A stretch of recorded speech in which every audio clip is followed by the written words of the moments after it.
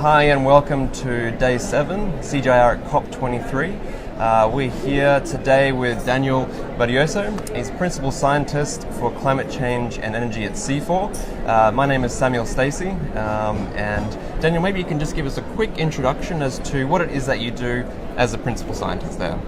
Okay, well, I'm working on wetland, and it's include peatland and mangrove. It's been doing this for the past 5-6 years.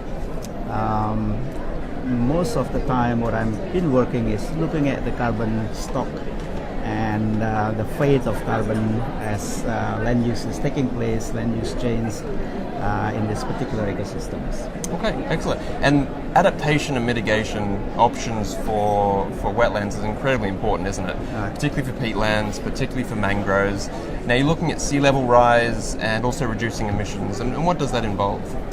Yeah, first of all, we have to understand what's the magnitude and importance of this ecosystem in terms of carbon, and then looking at the threat and underlying causes of degradation, because this ecosystem offers a huge potential of mitigating climate change from the stock, the size of carbon that they can store in this ecosystem, but at the same time also offering potential adaptation measures if we are talking about climate change, sea level rise, etc.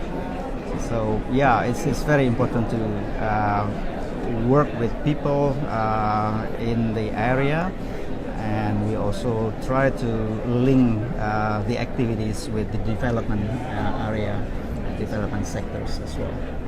Okay, excellent. And so part of that development work, you're working and supporting the Sustainable Development Goals, the Paris Agreement, and they're utilizing CIFOR information and you're helping the global processes, right? Right. Yeah, from the global level, it's very appropriate to really present data, present numbers, so that with credible kind of size and assessment, and because we thought that we cannot, convince people what it is all about. So at the global level, the most important and pressing issue is to provide the emission factors as land use are changing. So it's very crucial for us to really present good numbers, credible numbers, to inform decision-making processes. We've been involved in a number of global activities like the UNFCCCs and then the IPCC processes and the development of guidelines, particularly for wetland, and that's very, very handy in terms of conveying message and using information that we generate for the rest of the stakeholders.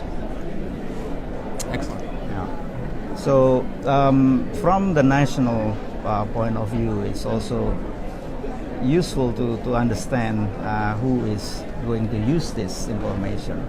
From the development perspective, industries is one of the potential stakeholder to use this particular information. Local community, and certainly it has to be facilitated by the government, because they are the one who are going to report, monitor, report, and verify this kind of activities in the as part of the UNFCCC processes.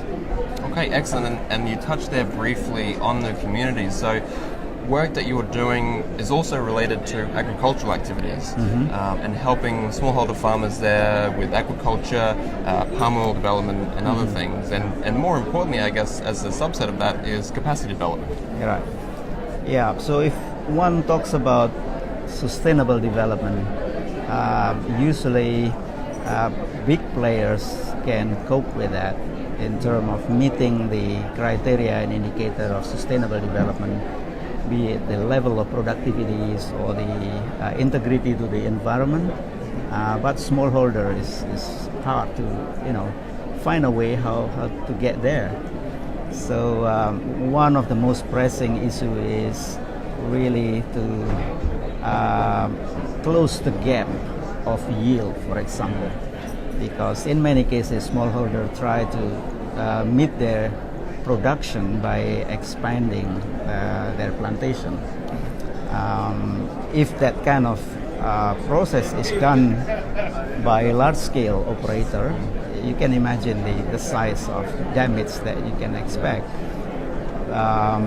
In the smallholder situation, usually it's very low productivity, and to meet up with the production, they expand the land. So the questions about sustainability, environmental integrity is really serious from that perspective. Yeah, absolutely. Good. Well, thank you very much, Daniel. Appreciated having you here with us today at the booth at CGIAR, and we hope you have a great COP23 for the rest of the week.